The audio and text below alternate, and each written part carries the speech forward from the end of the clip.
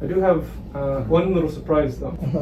그럼 의사 선생님. This is Dr. Chung, and he is amazing. And I have been secretly learning Korean for the last 6 months, and I'm gonna try to surprise him by speaking his native language. You see, Dr. Chung is my doctor. I have a health condition called POTS. It is a challenging condition where one's heart rate increases dramatically whenever they stand, walk, or even sit up, and it doesn't go back down until you lay back down. Now, how debilitating POTS is can vary, but in my case, it's more severe, and I've not really been able to walk or be upright properly for the last 5 years. It simply puts too much strain on my body, so my life has basically become staying reclined in bed 24/7. However, if there's one person in this world that's trying to fix that, it is Dr. Chung. He runs the renowned POTS clinic at Johns Hopkins. And when I first met him in 2022, I thought, wow, he is everything a doctor should be. Extremely kind, compassionate, generous with his time, and willing to stand up for patients. But I also noticed that he had a Korean last name and a slight accent. And honestly, I was a bit bummed because I speak several different languages, but just not Korean. So I couldn't surprise him back then. But I remember telling myself back then, if I ever learn Korean, I have to surprise this amazing man. Learning Korean. Let's rewind back to August 30th, 2024, my birthday. As a present to myself for turning 28, I decided I was finally going to learn Korean. It's my birthday today, and I told myself as a birthday present, I'm gonna be learning Korean. Now, it was gonna be a big challenge, especially with my disability making literally everything harder. But I already had a huge crush on the language thanks to the few K-dramas that I've watched. So regardless, I was excited. However, I was even more excited because the way I was going to learn Korean was completely different from how I'd learned other languages before. This time, I was only going to use 2 things: my new language learning app Fluyo and Netflix. That's it. Now, a little later, I will make a separate video on how exactly it all worked and what my process was. But basically, every day I would watch hours of Korean dramas, I would try to spot any words that seemed useful, and I would use Fluyo to teach me all the essential grammar that I needed and some basic vocab. Honestly, it was super helpful and a very simple routine. And yeah, it was a little weird to use your own app to learn a language, but it worked. Big time.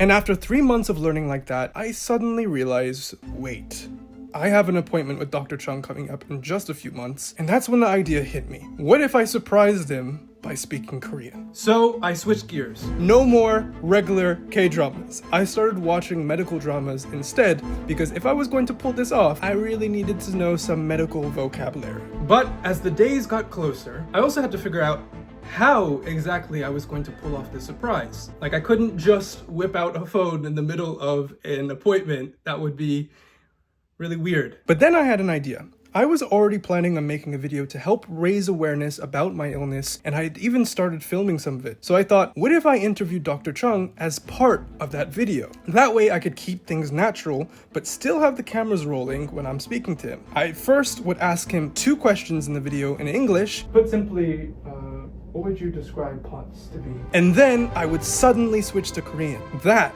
would be the surprise. 그럼.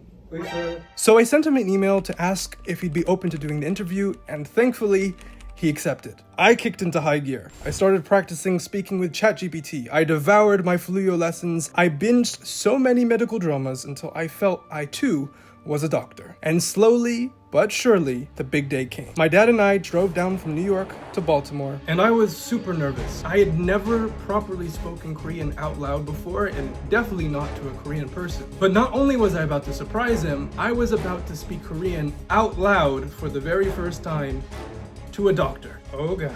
Here we go. Okay. So I'm with my amazing doctor, Dr. Chung, from the POTS clinic, and I'm going to be asking him a few questions about POTS. Put simply, what would you describe POTS to be? So I always call POTS as a problem of blood volume regulation. It's a collection of a lot of different signs and symptoms, but most people suspect this to be an autonomic nerve problem. Part of our autonomic nerve action, it regulates our blood volume, and when that mechanism is not working, people can have POTS. Okay. How do you feel like the treatment of POTS has kind of changed over the last like 5 years? Yeah, it's a great question actually. Since about 5 years ago after COVID pandemic, I think more and more people, including doctors and researchers, get to know much more about POTS. Yeah. And I cannot say there's anything that's approved from FDA, there's a meaningful treatment since COVID pandemic that are very different from before COVID pandemic. But there's a lot of trials brewing, and I'm optimistic that in next few to several years we'll see the results of the new clinical trials. Perfect. Thank you so much. Thank you. I think that's pretty much it. Okay. Because it has to be quite short in the thing. Yeah. I do have one little surprise though. Sure. Because you know that I'm a polyglot, so Yes. let me put on my mask. So, 그럼 의사 선생님, 사실 요즘 한국어를 공부하고 있었어요. 그래서 제발 한국어로 대답해 주세요. 예, 알겠습니다. You speak Korean? 왜 저 같은 POTS 환자들을 돕는 곳에 이렇게 열정적이에요? 일단 한국말 너무 잘하셔서 굉장히 놀랐고요. 아니요. 제가 파츠 환자에 대해서 관심을 가게 된 가장 큰 이유 중에 하나는 저는 재활의학과, 영어로는 피지컬 메디슨 리헵 의사고요. 제가 본 많은 다른 환자들 중에서 파츠 환자들이 장애가 굉장히 심하고 또한 아까 말한 것처럼 많은 의사들이나 연구자들이 파츠에 대해서 너무 모르는 것 같아서 제가 좀 열정을 가지고 좀 일을 하게 됐습니다. 왜냐면은 일단은 너무 많은 사람들이 고통을 받고 있고 그리고 또 연구자 입장에서는 너무 모르는 게 많기 때문에 또 제 입장에서는 또 호기심을 많이 자극해서 그래서 열정을 가지고 파츠 환자를 보게 됐습니다. 알겠습니다. 궁금해요. 왜 한국에서 미국으로 이사하셨나요? 새로운 나라에서 의사가 되는 건 힘들었겠어요? 아니요? 처음에는 힘들었습니다. 처음에 근데 너무 오래된 일이라서 20년도 넘어서 지금 많이 적응했고 처음에 오게 된 계기는 여기 미국이 수련 트레이닝 시스템이 너무 좋고 기회를 누리고 싶어서 미국에 오래전에 왔고 지금은 굉장히 만족하고 있습니다. 대박이요. Wow, that's cool. But yeah, so 조금 서프라이즈를 하고 싶었어요. 너무 감사해요. 방금 너무 짧은 시간에 너무 빨리 키셔가지고 놀랐고. 말이 아니요. 여섯 달 동안 공부했어요. 6달 했는데 대박이라는 표현도 알고. 10년. 네, 교수님 감사합니다. 감사합니다. I'm so surprised. Wow. Like a 6 months. I actually did watch some of your YouTube videos. Yeah. I know that. I mean, I didn't study that much. I mean, I know there's some way people do language in a very short period of time or something, right? Yeah. I'm so surprised. I'm so impressed. Yeah, I'm surprised too. Last time I can show you. Last time I surprised him because I learned his language, which is Igbo. How long have you been learning Korean? I didn't know you did. Around 6 months. Wow. Yeah, 6 months since my Very birth. impressive. This is a really good pronunciation.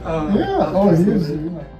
So yeah, that was pretty amazing. And not only that, but he was so curious how I learned Korean that afterwards I actually got to show him my app, and I can tell you which one.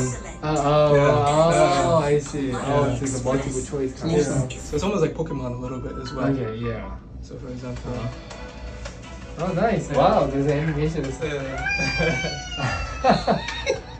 That's pretty cool. so then I use Okay, my Korean yeah. knowledge to basically be able to So what languages is there in French, Spanish, German, Korean, and Japanese. Japanese. Yeah, I met you back initially Yeah. 2022, and I didn't know any Korean. And Right. me, I get angry when I meet someone who I know can speak another language, and I'm just like, I don't know. So I was like, okay, if I ever learn Korean, I will surprise Dr. Chung. Thank you so much. Yeah, I appreciate it. Yeah. And I was able to show him as a native speaker that I didn't just learn the language, but I'm trying to help other people learn it as well, which was very special. This whole surprise was a top 5 moment in my life. It literally is the reason why I learn languages. Because not only did I surprise someone who really means a lot to me, but I was able to connect with him on a deeper level that I wouldn't have been able to before. I was able to speak Korean out loud for the first time with an actual human and not GPT. And I was able to do all of that with my dad present, looking on proudly, and it was just really cool. It was so cool. But yeah, I hope this experience inspires you to learn someone else's language and surprise them. If you are looking to learn a language,